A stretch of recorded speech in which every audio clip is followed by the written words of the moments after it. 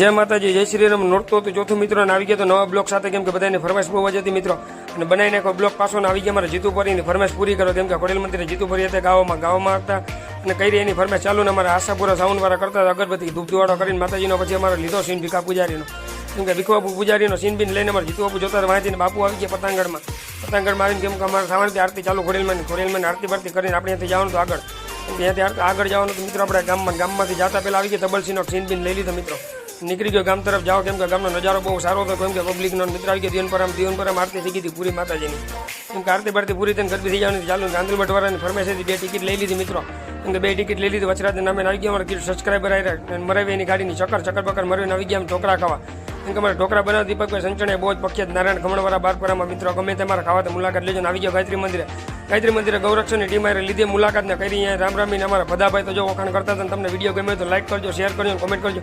બધાને